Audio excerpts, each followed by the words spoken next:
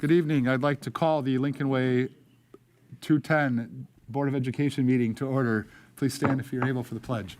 Pledge allegiance To the flag of the United States of America and to the republic for which it stands, one nation, under God, indivisible, with liberty and justice for all.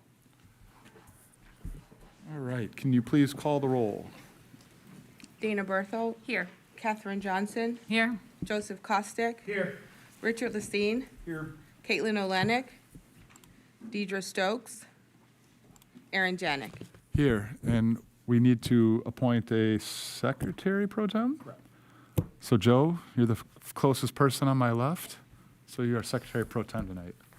I suppose. And it's an unpaid position, so. All right, we have no one signed up for public comment. Actually, presentations first, excuse me. Curriculum instruction update.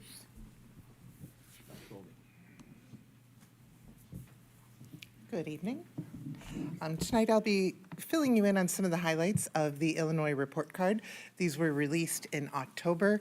We go through these every year, but just to let you know where our progress stands. Once again, this year, same as last year, we have Lincoln Way Central with an overall exemplary designation. If you look at their total score, if you remember, it's made up of all those components and percentages and the optimum amount of points that you can earn. Lincoln Way Central, while exemplary, also gained about half a point this year. So they did go up. Lincoln Way East, once again, exemplary. I would like to say that they're so high that they pretty much stayed the same as far as where their rating was. And Lincoln Way West came in as commendable again, even closer to getting back to that exemplary status. They actually went up 1.2 points this year in all of their overall categoricals.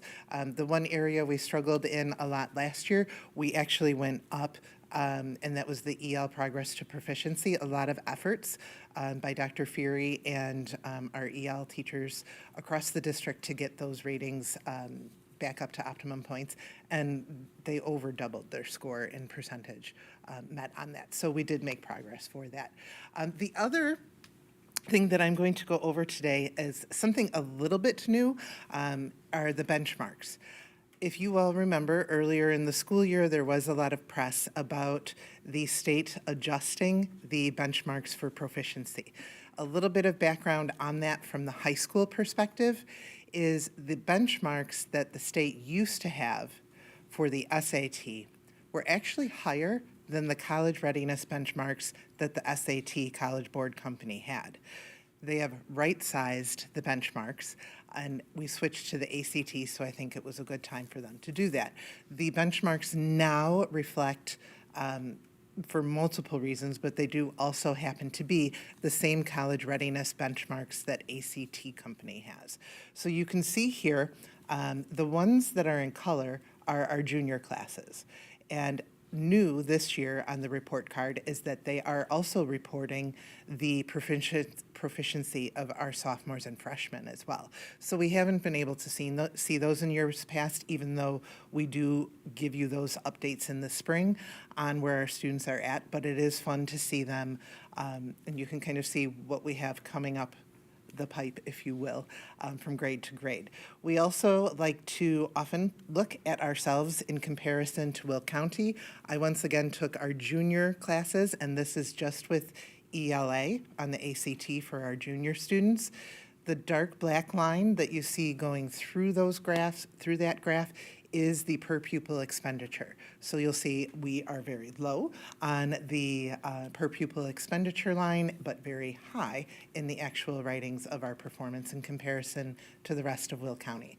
We also have statistically, or traditionally, pardon me, compared ourselves to the same core group of Illinois schools that we think are similar to us, but not necessarily in Will County. And this is that same group where you can see us compared to them as well. Then we have our math performance. Again, you can see the performance of our sophomores and freshmen in addition to our juniors. In math, with the right sizing of the benchmarks at Central, we went up 14%.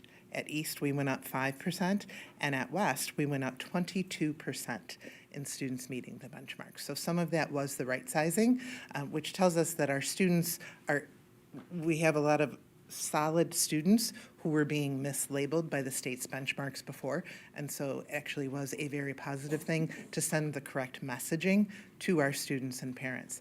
Before, with the previous state benchmarks, those students might not have thought that college was for them. This actually sends them the right message that it is, that they are college ready. So that's a large amount of students for us. Again, our comparisons in math for Will County with the per pupil expenditure comparisons. And again, with our state comparison group. And to my delight, this year, we actually have science benchmark data. We have been taking the Illinois Science Assessment for years, and some years they never got us our scores. They would put it on the report card, but it was only a, did you have 95% or more of your students actually take the test? This year, we can actually see our data. And again, they have extended that to the sophomores and freshmen. I think partially because the ACT does have a specific science test for it. But you can see the results district-wide. Comparatively for Will County with that per pupil expenditure.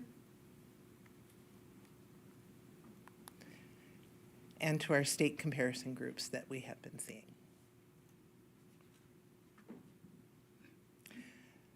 There's a lot of new data that they started incorporating into the report card, although ISB, one of their initiatives this year, last year it was the right sizing of the benchmarks. This year, it's the redesign of the accountability system. So next year when I present the report card results to you, it will be on a completely different metric. We will still see these benchmarks, which will be nice to compare to, but the overall rankings or designations of the schools will be under a different formula, so I'll have a bit more to say next year, but I'll try to still be concise. Any questions? So next year, they're going away from the percentiles, correct? Yes. So it will be interesting to see how the designations change. This is, you had to be in the top 10% of all. They're going to go away from the percentiles, and if you meet certain benchmarks, then that's the way they're going to break it down. Correct. I was able to run our data from 2025, what it would look like in the current version. They're, I think, going to, after some public feedback, they're going to redo that model a little bit. But I ran our data, and all three of our schools are exemplary under the new model. We won't know that until April. Do they vote on that for the new designations or the new criteria? That's their timeline. Okay. This year, they did not actually set the benchmarks, even though they had the goal of April last year for the right sizing of the benchmarks. They didn't set the benchmarks until September, after our students had already taken the test and only a month Yeah. before the results came out. Well, I heard they might get rid of the ninth grade on track readiness, perhaps. Correct. That might help us, maybe, I don't know. The new system is kind of a tiered thing, and they have three top designations that they are looking at, and one is benchmarks met, so they call that proficiency. Then they have one called student growth. Growth, yeah. And then they have the graduation rate. Those are the top three. And the current model that's proposed is if you are exemplary in one of the top three, then it kind of goes from there. Like you're exemplary unless there's one of your categoricals could bring you down. None of ours did. The ELL progress to proficiency, ninth grade on track, I've kind of heard different things back and Okay. forth if they're going Yeah. to keep that in or not. But those things can only help you, they can't hurt you.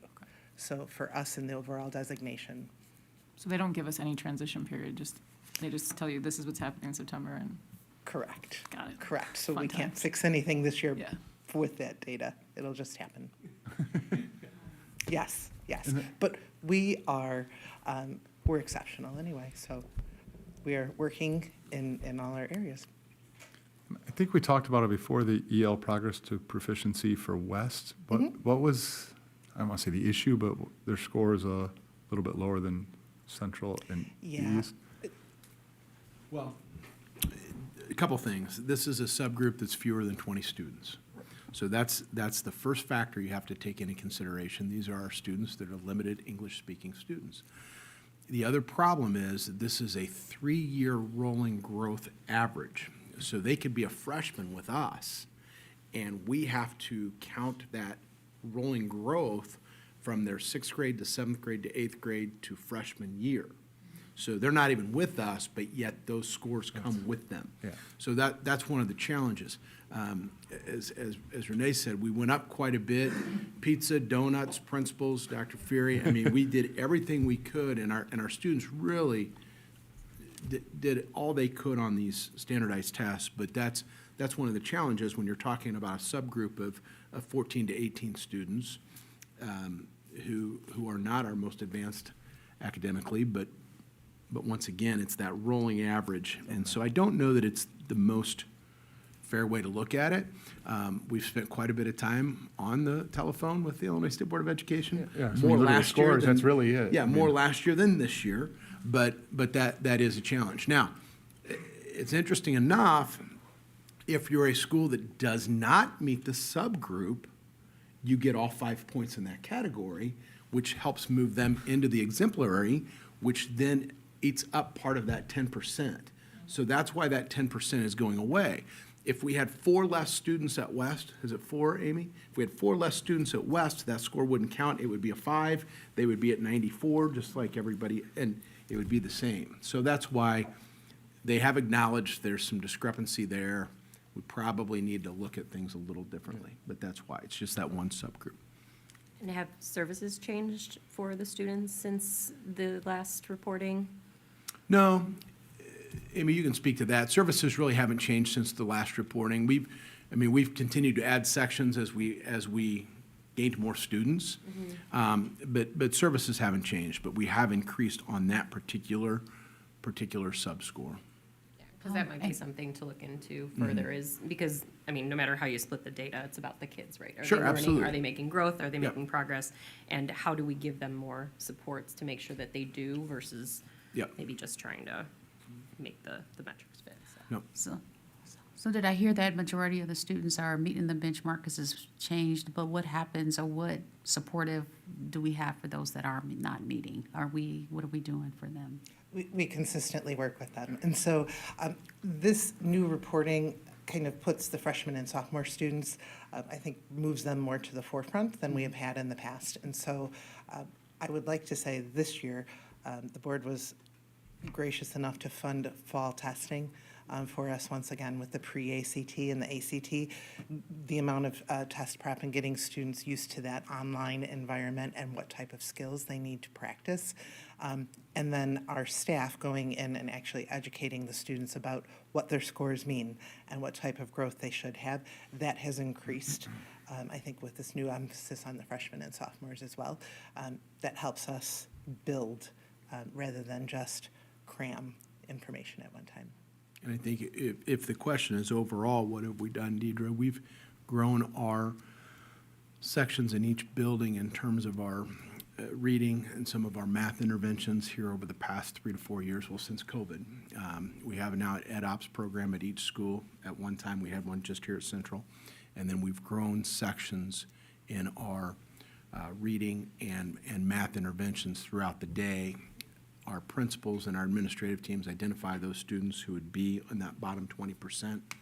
We pull them out of their advisories and get them more structured help and guidance.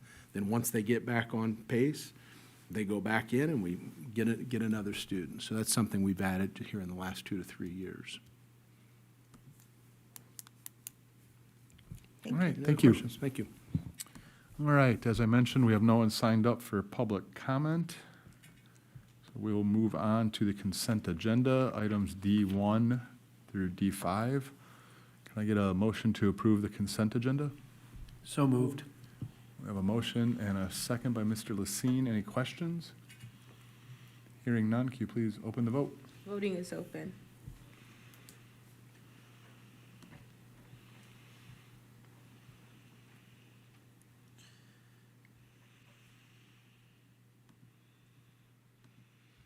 The vote is unanimous, motion passes. All right, next up is the presentation of invoices from November 21st, 2025 through December 18th, 2025. Motion to approve invoices in the amount of $3,271,010. We have a motion. Do we have a second?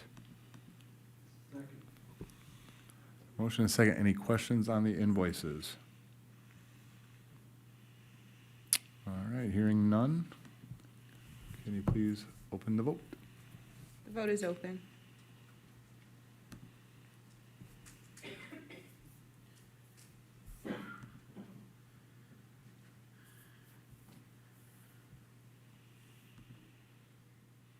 The vote is unanimous. Motion passes. All right, next up is the treasurer's report for November 2025. Dr. Dubek. In November, revenues totaled $4.9 million, and expenses for the month were $12.3 million. Total cash balance on November 30th was $105.7 million. Year-to-date through November 30, we're at 43.6% operating revenues, realized 41% of the budgeted expenditures. Last year, that was 43.8 and 41.2. So we're within 0.2 of a percentage point. Investment report.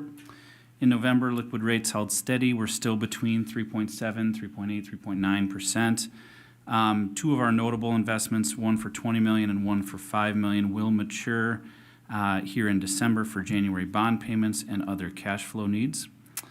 From a cash flow analysis in October and November, the district did not receive our mandated categorical distributions on time from the state. So there are recent updates that suggest further delays in those quarterly payments on top of more proration. I did include, there's a separate analysis in your packet materials tonight. If you could take a look, it's called Financial Update December 2025. And there's a couple of things that I just wanted to speak to here during the treasurer's report. These are, periodically I do like a large initiative or large revenue and expenditure analysis just to see where we're tracking on some of our bigger revenue streams and spending areas. One of those is life safety spending. That's on the agenda here later tonight. Just wanted to provide a little bit of a high-level financial analysis. As you recall, the bond proceeds were $30,420,000 for that HVAC work. That is what the Illinois State Board of Education had approved. And after contractor bid results, equipment costs, things on the agenda for your consideration here later tonight.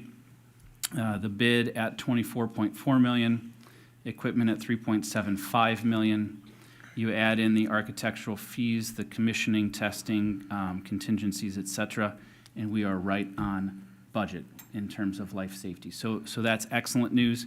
If there were any sort of unknown costs that may come in, baked into the bid is the contractor's contingency. So we have contingencies there. If there were something more extreme beyond that, that's where we would draw from the budgeted capital projects transfer. And I think that's just a good thing that the board continues that proactive transfer because that allows us the flexibility. So I feel really good financially about where we are there. But then number 2 on this document, where it says State of Illinois mandated categoricals and reimbursements. Typically, in quarter 1, now this is our transportation claim. This would be reimbursement for private facility tuition costs, things like that. And so these are millions of dollars in terms of the state. Typically, those are vouchered. The first quarter, Q1 for the fiscal year, would be vouchered the first week of October. And the comptroller's office is usually processing that out within 3-4 business days. Well, those didn't even get vouchered until November 21st, and they have yet to be processed by the comptroller. So there have been years in the past, like a decade ago, where these were very delayed. The reason I think that's important as we go through the fiscal year and we get closer to that June 30 mark, if that's delayed, that might have an impact on where we close the year in terms of balancing. So I wanted you to be aware of that. And then on the second page, in addition to the delays, there are additional prorations above and beyond the state's initial estimates. And so when I bring the budget for your consideration in September, I'm on the phone with the Illinois State Board of Education. I'm looking at Illinois Department of Revenue for where I think those streams are going to be.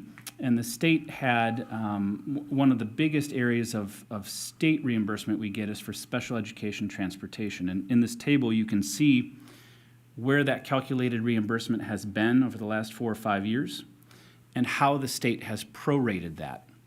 Proration in and of itself isn't uncommon, unfortunately, with the state, but one of the things that they do is they typically tell us that early on in the fiscal year so that I can incorporate that into the budget. And so as you can see here for fiscal year '26, they had it estimated as a proration at 82%. So although we should get $2 million, they were saying we should get that $1 million, you can see it with the red strike through, $1,654,000. That 1.6 million prorated amount is what I then put into the budget. Well, they have then since altered that, and additional prorations have now occurred. So their estimates didn't hold true. This is an area, special ed transport, where they typically hold very firm. They weren't able to do that this year. And so the impact on us, our district is now slated to get almost $400,000 less than where we thought we were at the start of the school year. And just to be clear, that's a reduction in their educational allocations out to districts from the state. So that's something we'll have to factor in as we look at the budget and year-to-date as we get into the spring. So just want to make you guys aware of where we were. Back to the cash flow, that affects us a little bit. We're still okay. I don't think we need any interfund transfers at this point. If that changes, I will let you know. Happy to take any questions you might have. Any idea of when an interfund loan transfer would work? It looks like in March? Yeah, typically, I usually have like a placeholder in March Yeah. or April. When we were still doing them, we moved from March and then to April and then to May, and then we just ended up not needing them. Yeah. I would say very end of the year, if at all. I don't think we will, but I like to leave it in there just in case.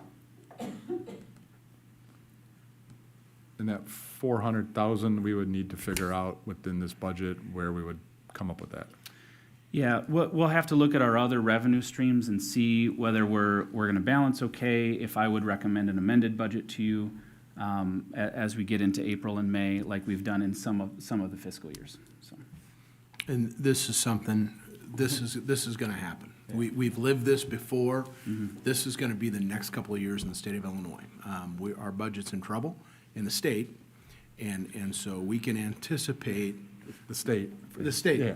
We can anticipate this. Fortunately, we have experience dealing with this.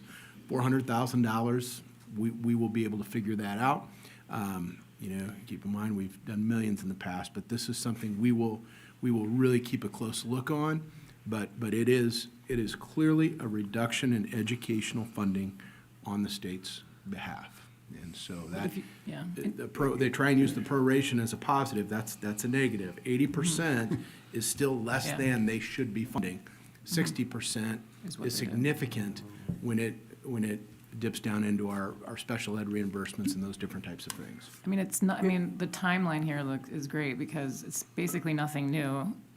All these reductions are happening and they're gonna continue to happen. They're just doing it at a sharper percentage Sharper percentage and their trick is, and it'll be interesting to see, we're a little late on quarter one, and then they're gonna get us quarter one in January, February, which bumps back quarter two, we get quarter three, quarter four, and we may not get quarter four. That's the game they've done before, and that's something we'll have to watch. If that were to happen, then we would have to go back and look at our budget. But Mike's on top of it. I just want to be clear with the board and the community that this is happening. And for us, it's not huge dollars. The schools that rely on state aid, they're going to be in a much more difficult place here over the next couple of years. Ours is a fraction, but it does have an impact. Would this impact our audit at all? Would not impact our audit, particularly if Rating or we do a revised budget. We'll be Yeah. fine, yeah. Is this permanent gone? Like, we've done some of these in the past where 6 months later, we get the money that we were shorted, or is this gone? No, this 20% will be gone, Rich. Gone. It's not a 20% will be delay. gone. If they end up shorting us a payment, we'll That's get it when- back at some time. Yeah, right, But okay. we won't get the 20%. The 20% in the transportation special ed is gone. Correct, Mike? Correct. Gone. And I included article for later in the different, the political part there that we got from ISB's state superintendent said, this is coming, this is a thing. So I did include that article for your review.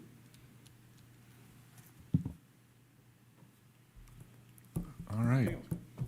Any other questions? All right, hearing none, I'd entertain a motion to approve the treasurer's report as presented. Motion and second. Second. All right, can you please open the vote? Voting is open.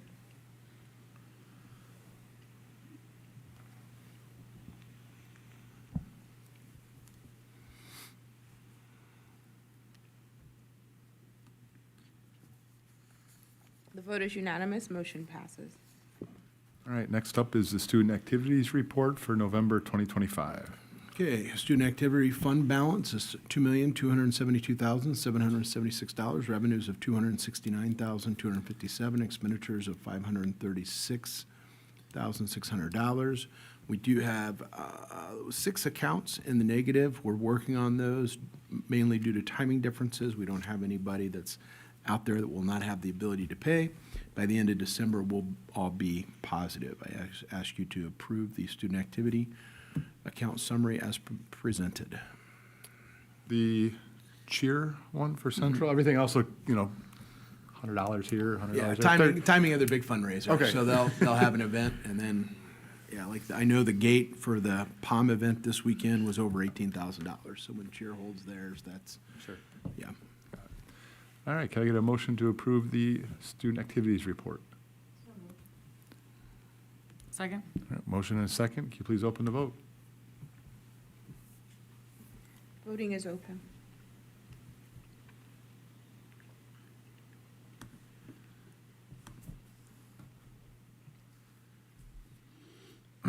Vote is unanimous, motion passes. Next up is the adoption of the 2025 tax levy. So I'll go ahead and read the recommended action, and then if we could get it approved, then we can have the discussion and decide whether or not to do it. But be it resolved that the Board of Education, Lake Wayne Community High School, District 210, Will and Cook Counties, Illinois, has ascertained and determined that, and does hereby ascertain and determine that the following special taxes be levied on the taxable property located in Lake Wayne Community High School, District 210, Will and Cook Counties for the levy year 2025. I would ask the motion be approved as presented. Do we have a motion? So moved. Second, anyone? Second. We have a motion and a second, any questions? Mike, go ahead and provide a brief overview, and then any questions come about. No changes from the tentative information shared last month. So 2025 operating levies projected to increase 4.57%. And as we talked about last month, as a reminder, our existing taxpayers will only experience an increase in the aggregate of last year's CPI, so 2.9%, and the rest will come from new construction. I did again, in your packet materials tonight, include the tax rate and per pupil spending comparisons, as I've done in the past. As I always like to note, I think it's important to say that Lincoln Way remains attractive in its operating tax rate, and we are spending in a fiscally responsible manner. Mike, did anybody come and look at the tax levy or reach out with any questions? No, sir. Okay, perfect. Just wanted to clarify. Thank you. All right, does anyone on the board have any questions? Yeah, I was going to say any additional questions. I know the presentation was thorough, and once again, we will only grow by the consumer price index and the new property. And that $400,000 we just talked about, that has no impact on anything with the tax levy? No. No. Just making sure that it's out there. All right, we have a motion and a second. Can you please open the vote? Voting is open.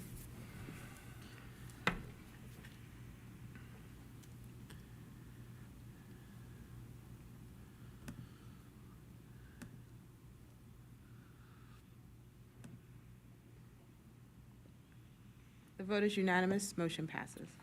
All right, next up is the technology student laptop purchase.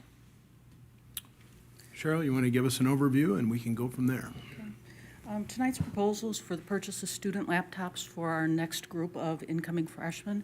We have a cover memo and some supporting documents in your packets this evening. I wanted to highlight a couple of items in there. This year, we requested demo units from Acer, Dell, and Lenovo to evaluate. I do this every couple of years just to see what's out in the marketplace or if there's been a significant change in anybody's product lines. We looked at user functionality, machine specs, warranties, and support options, and the comparison is provided for you of those different models that we looked at. The district team preferred the larger screen size and the garage stylus option of the Lenovo and Acer models over the Dell model. The Lenovo model is an updated version of our current student laptops. It has additional memory and a faster processor than our current devices. The Acer was very similar in functionality, but it was higher priced than the Lenovo model. Lenovo is still offering us the 4+ school year warranty, which gives us an extra 6 months of coverage on the warranty that the other manufacturers don't offer. My recommendation for this evening is for the purchase of 1,750 of the Lenovo Gen 5 laptops for a total of $731,290 as presented. Also included in your backup materials is a copy of the planning document that we shared last year, which gives you kind of an overview of all the projects we're working on and other things that are coming up. Happy to answer any questions. All right, any questions for Cheryl? There's quite a bit of time and effort put into this one. This is a better device than what our freshmen received this year. As Cheryl said, two of the factors when the administration and some of the instructional technologists looked, the better, bigger screen and having the stylus that is housed inside. Some of the models had the stylus that is attached to the outside of the device. Those are going to be gone in 30 days with freshmen. So appreciate the due diligence with Cheryl to look at, I think we had four or five different. The first column on the document is our current student model, the 500W Gen 4. We compared that to the new model, the Gen 5, an Acer model, and 2 Dell models. Pricing, we priced the 3 models that had the additional memory in them. Yes. Did we get the comparable insurance that we received in the Yeah. past? Same warranty and support options that we did in the past. And Lenovo's been fantastic to work with from that standpoint. The 1,750, it's obviously based on projected enrollment. We usually do between 1,700 and 1,750 every year. It's depending on how many we still have in stock, for broken devices and things like that. So Okay. I'm doing We buy a little 1,750. buffer, right? This Yes, a will little provide buffer. some extras, Yeah. yes. Uh-huh. Yes. We're anticipating about 1,600 freshmen, somewhere in that ballpark. This would give us at least 100 spares, depending upon what actually comes through the door next fall. Okay. Any other questions? Okay, All so motion to approve 1,750 Lenovo 500W Gen 5 laptops from CDW for $731,290. So moved. Second. All right, we have a motion and a second. Can you please open the vote? Voting is open.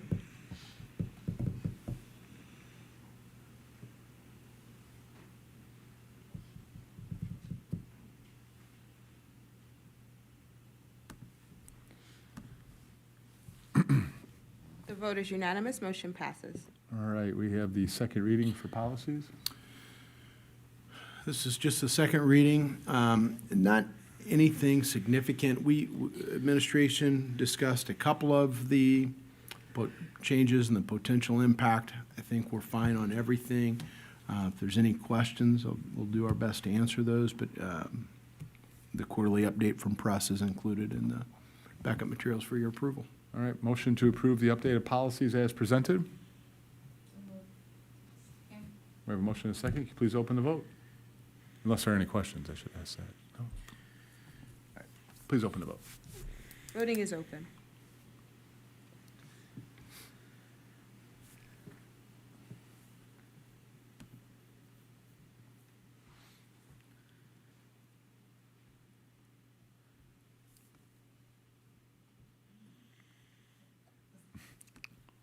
We need one of the new Lenovo's.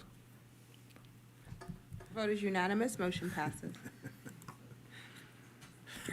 All right, next up is the school maintenance project grant. School maintenance project grant, you've heard this pretty much every fiscal year here, is a dollar for dollar state matching program, provides up to $50,000 for maintenance and improvement projects at educational sites from the state.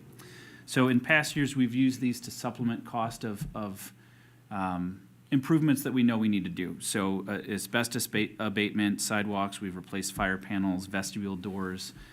It kind of runs the gamut. It's a very, very broad program with, I mean, frankly, some pretty vague requirements, but it's a state matching program that they do always follow through with. So this year, the qualifying work I would recommend and ask for your consideration is the replacement of scoreboards for our outside fields. That's girls softball and boys baseball. We need to do these. The existing scoreboards have aged. They're broken in places, have lights that don't function. So we need to replace them. The district would receive $50,000 in matching funds, which helps offset that improvement project.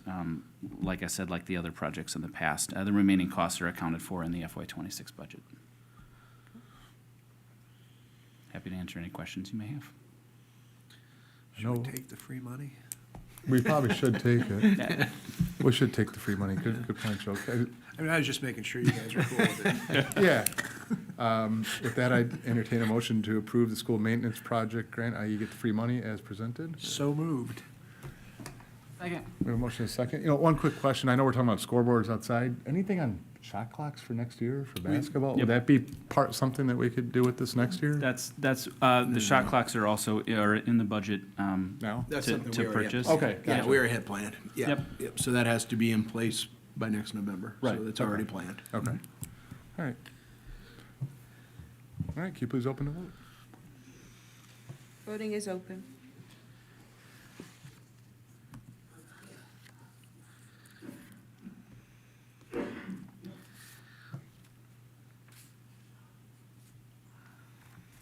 The vote is unanimous, motion passes. All right, next up is the life safety HVAC upgrades bid. So including your backup materials is our recommendation letter from DLA and then the bid tabulation sheet on the mechanical upgrades. Quite a bit of work has gone into this. I appreciate guidance and help from Mr. Lucene on this and also talking with Mr. Janik throughout this process. I don't think we'll get a bill from Rich, but quite a bit of time and effort, so we appreciate his input as we've gone through this process. We're to the place now where we're ready to award the bid. We've had 2 meetings already with the construction manager. We're already working on schedules and timelines, but we would need the approval. It's important to note that the bid came in just under what we had anticipated in the budgeting process, so that's good, that's a positive. We are very, very comfortable with the company that was the bid winner, and now they will subcontract the mechanicals, electric, and we'll work from that, and there will be extensive work both done at Central and East this summer and next. Majority of the work at Central will plan to be completed this summer. There'll be some carryover work at Central and East the following summer as well. Any particular questions? Mike, Chuck, and myself have been in all those meetings, but we would ask that we approve the HVA upgrades bid as presented. What we did break down in here, you'll see the next item is the mechanical equipment co-op purchasing. In discussions with Rich and then our architects, we decided to go out and purchase the mechanicals ourselves rather than having the construction person do that. So we will purchase the units, get them here, have them ready to be installed. Purchasing throughout the co-op, we believe, got us a little bit better price and helped us stay underneath that total. As you can see, we're right on that number. Had we not done that, I don't know. We might have been a little bit on the other side, but that's where we are for right now, and be happy to answer any questions that you might have. And that number has the contingencies in it anyhow. from the There are contractors, yeah. contingencies from the construction side. The only thing we would run into would be a possible ComEd or any electric customization of panels. We've had some discussions, and I think we're talking $15,000. So in the grand scheme of things, we're gonna be okay there. I think we're in pretty good shape. And what would ComEd be I don't know. charging us? Help I me don't- with that. Chuck, you wanna talk? When they What come and hook what you would be up. the problem Well, I with the mean, ComEd you know, hookup? Hey, you want power, you gotta pay, so I get that, you know what I mean? It's more of getting in line. If we need ComEd, and if we're not in line, we can gain in line with the cost. With the cost. You want power, you gotta You pay. could buy a yeah. VIP pass for the front, like going to Great America. Yeah. Get to the front of the line, yeah. Do we know what those costs are, or is it just, We're hoping there's none. yeah? Yeah, Well, that's- right. I and mean, even if do we they know if are- we wanna go from 5 to 1, it's Yeah. 10,000, or? No, it's they not just- gonna be it's not gonna be a large percentage of this. Okay. Once we get the approval, then we'll contact ComEd right away and see what their Schedule is, and we're Got it. hoping that we have enough time that we are in line where we need to be. Okay, Yeah. gotcha. Any other questions? All right, with that, I would entertain a motion to approve the life safety HVAC upgrades as presented. Second. All right, we have a motion and a second. Can you please open the vote? Voting is open.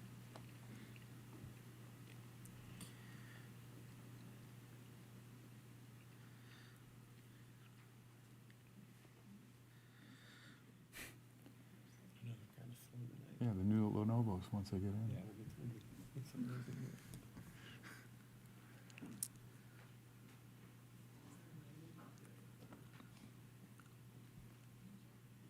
It's still going?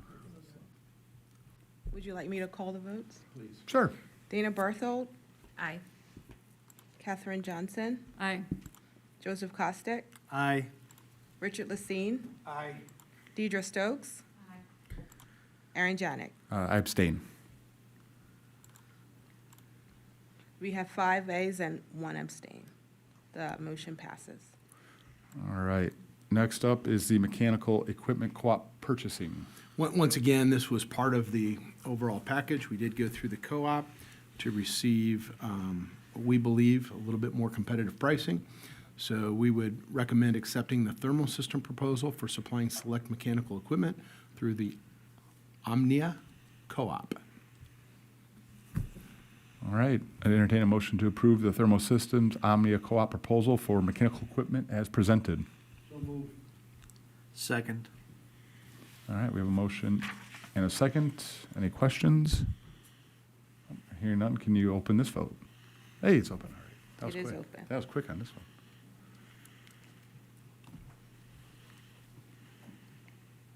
This vote is unanimous. The motion passes.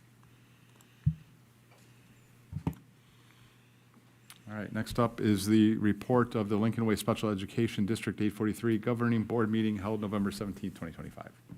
All right, thank you. At our November meeting, it was discussed all of the celebrations and events that are being planned for families and parents at the co-op. So they appreciate all the families that have participated in Thanksgiving celebrations and now on to our winter activities. They've implemented some new things for the students to assist with morning announcements, so they use their AAC devices or speak and do the announcements in the morning. So something new to get the kids more involved with the day-to-day. The co-op's audit was completed. The only finding there was for segregation of duties, because the co-op has such a small administrative staff, it's difficult to have so many people that things are run through. There aren't that many people to run it through. So they just continue to work in stopgaps to make sure that it's not all going to just one person for final review or approval. The staff are continuing to work with the ISU staff for professional development. Both paraprofessionals and the teachers are participating in regularly scheduled professional development activities to talk about behavior, to improve their work with the students, and then to also improve their teaching skills. So they've had a great partnership, which involves all of the feeder districts, so anyone that is a member of the feeder districts can be a part of these trainings. I think the schedule aligns more with the elementary, so I don't know how much of the high school staff, but definitely a resource for our special ed staff if needed. And the final thing is looking for items to repair with the school maintenance project grant. So Sarah's currently looking into ways to utilize that and make some improvements. I think the one major is some bathroom issues, because the building at Pioneer Grove is so old. They're looking to see what needs to be repaired in the terms of the bathroom situation. And that's it. All right, thank you. Appreciate it. Under FOIA requests, FOIA request and Buildings and Grounds and Community Relations are all included in your backup materials. Community Relations Report, District 210 Advisory. Just brief, you guys can read the memo, but we met on December 8th, and we'll have more coming up in perhaps January, February. Just things to keep in mind with summer school is the same themes are happening over and over again. You know, the issues of AI can, you know, and all stakeholder groups are concerned about the integrity of a system that perhaps would go online. And obviously Lincoln Way is known for our, you know, the integrity of our system, the equity and the trust in the system. So we don't want to have a preconceived option of going online and have that for at the expense of those principles. So I just want to thank everyone for their hard work. Dr. Fury did an awesome job.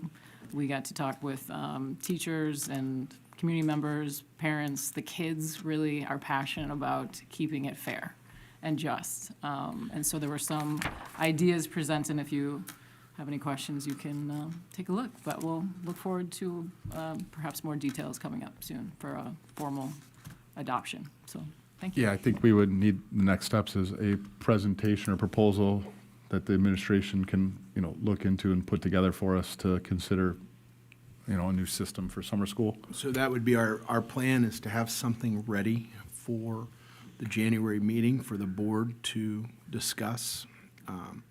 Taking this feedback, get the district team and the principals together and put together a potential plan.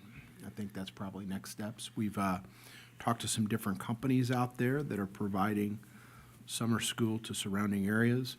You know, the delineation of catch up versus get ahead, grades versus pass fail. There are plenty of things still to discuss that we're going to try to put together for the board then to kind of discuss, okay, this makes more sense than that would. So we'll work through some of those logistics and bring back a proposal in January. All right, legislative report, I believe you said you had something? Yeah, something in the backup material. I put the capital news in there, just kind of an overview. You know, Illinois education officials brace for lean fiscal year ahead.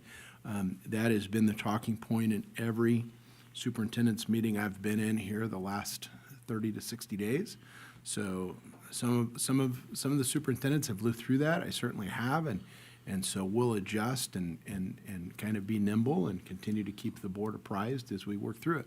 Once again, over 70% of our revenue comes from our property taxes.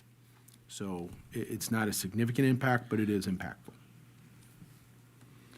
All right, thank you. Anything from the superintendent? Yes, a couple items. We've posted the positions for the principal at Lincoln Way West and District Director of Technology. Those will be posted through about the first week of January. Already beginning to receive applicants. We'll go through the process. We'll have some committee interviews for both positions. It would be my anticipation and goal to bring 2 names to the board by February for approval.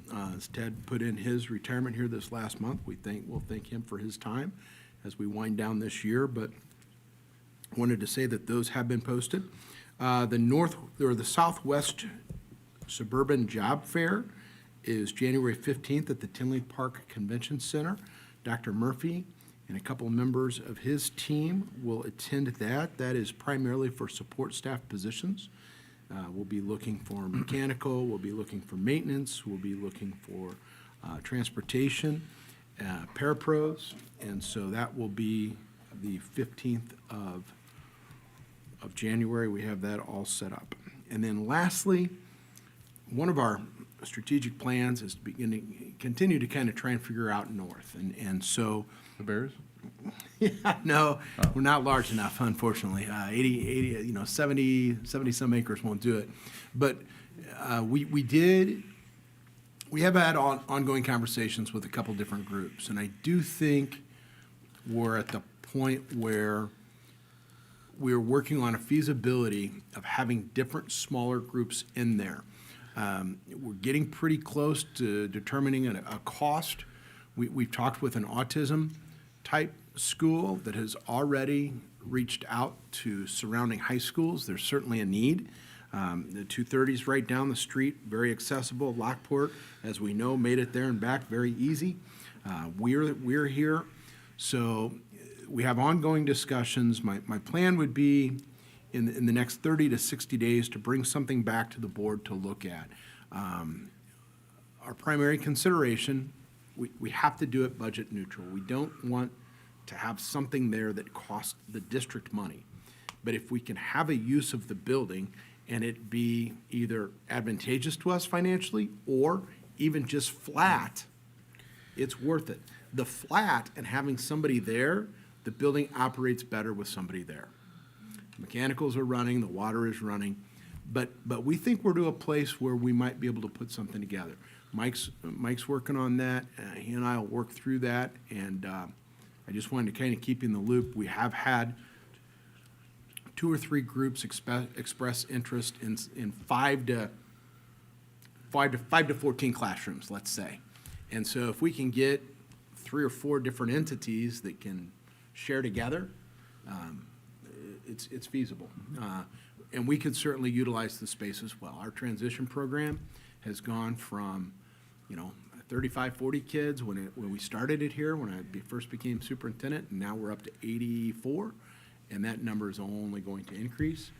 So there'd be some possibilities there as well. So we'll work through that as it is one of our strategic plans, and come back to you here in a month or two. If you have any questions as we go through the process, please feel free to reach out.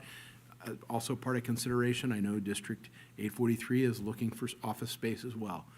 That front office is wonderful, and so that's something that Sarah and I are going to talk about.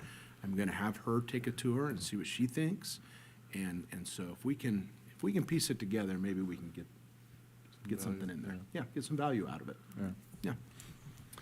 And that's all this evening. All right. So no other district business? We do have some We do correspondence. have correspondence. That's a thank you for Manhattan. Manhattan had a rough fall. They lost 2 students, and you can see in the letter, we provided support. Dr. Pearson, Mrs. Bozio, Mrs. McAvoy, Mrs. Guevara presented a parent support session down there helping your child navigate grief. We also had different counselors go down there throughout the day in the days after these 2 tragic events and spent time with teachers and students. So, our partnership with all of our feeder schools is very strong, and we were really happy to help out in this situation. So I want to thank Ted and Beth for getting her people on it right away. Yeah, thank you, everyone. Any closed session? I don't think so. No? So with that, I would entertain a motion to adjourn. Second. We have a motion and a second. All those in favor signify by saying aye. Aye. All right, we are adjourned. Next meeting is January 15th, 2026.